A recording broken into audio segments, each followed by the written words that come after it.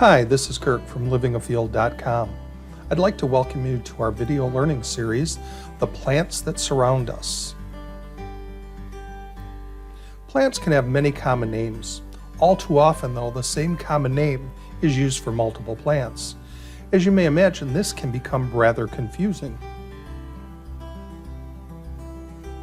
One of these plants is an edible and medicinal powerhouse. The other is the most toxic plant in North America. Unfortunately, they are both commonly called hemlock. You can see how mistaking the two might cause a very serious problem. To eliminate any confusion, we use botanical names. They're always Latin, not just because using them makes us sound highly intelligent, which of course it does, but also because Latin is a dead language, and as such, it does not evolve.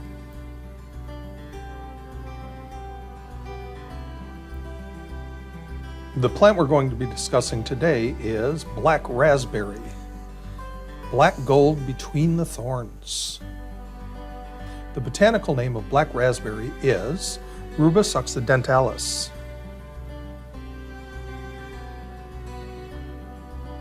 Here are a couple of pictures of black raspberry. Common names are wild black raspberry, black caps, black cap raspberry, thimbleberry, Scotch cap, and various other hybrids. It is native all over the United States. It's a member of the Rosaceae or rose family. While the plant is perennial, the canes are biennial, meaning that they die back at the end of the second year. When I say the plant is perennial, I mean the rootstock is perennial. Plants send up thorny, erect, bent, or trailing canes up to 7 feet long.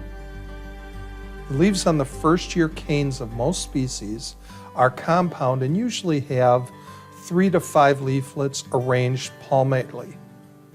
There are typically 3 leaflets on the flowering branchlets, and the leaves are usually pointed with whitish undersides and have toothed edges. And as you can see, the picture there is of a flowering branchlet, and you can see that it does have 3 pointed toothed leaves. The canes or stems are thorny, and they can be erect, bent, or trailing. The cane is unbranched in the first year, and it does not produce flowers or fruit in the first year. In the second year, while they do not increase in length, they send out short branches that end in flower clusters. The plant then sends up a new cane each subsequent third year. The plant flowers in late spring through early summer. The distinct flowers have long, slender sepals, which are more than twice as long as the 5 petals. And you can see that in the pictures over here. You have the petals, the white petals, and then you have the long green sepals. The half-inch berries are composed of numerous juicy spheres or droplets, each containing a single seed arranged around a white central core. They do not usually have as many droplets as the fruit of its close relative, the blackberry, and the berries contain high content of anthocyanins and ellagic acid. The Rubus genus contains a myriad of species. The genus is specifically fond of hybridization, so you might find plants that have some or all of the characteristics listed here. One of the nice things about this is that the Rubus genus doesn't have any toxic lookalikes. Black raspberries are high in the antioxidants anthocyanins.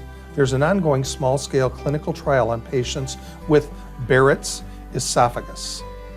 The black raspberry is also close related to the red raspberry, Rubus idaeus and Rubus strigosus, sharing the distinctive white undersides of the leaves and fruit that readily detaches from the carpel, but differing in the ripe fruit being black and then the stems being more prickly.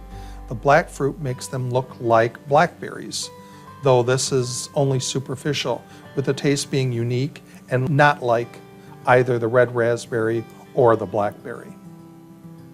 This plant likes dry or moist woods, fields, and roadsides. You use the leaves and the berries. Fruit is eaten fresh. You can make jellies or pies from it. The leaves are used to make tea, and the shoots are eaten as a trail nibble. The following slides are meant for informational purposes only. They are not meant to diagnose or treat any illness or injury. Always consult with a physician or other qualified medical care provider concerning the diagnosis and treatment of any illness or injury.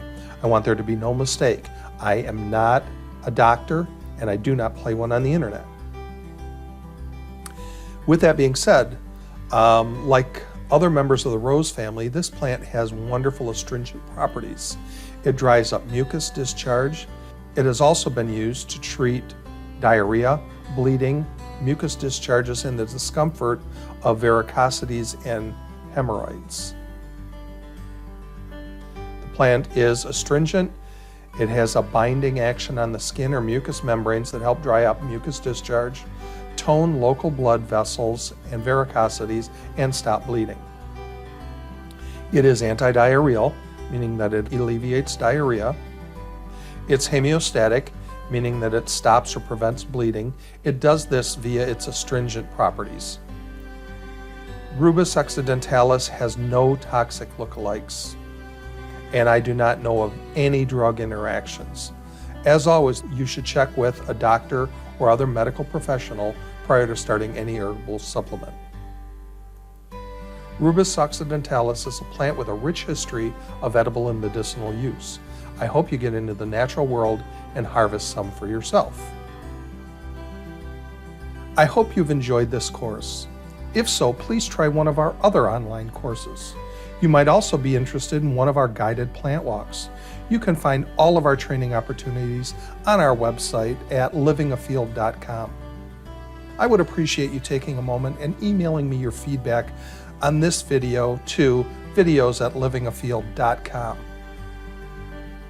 Thanks a lot and have a wonderful day.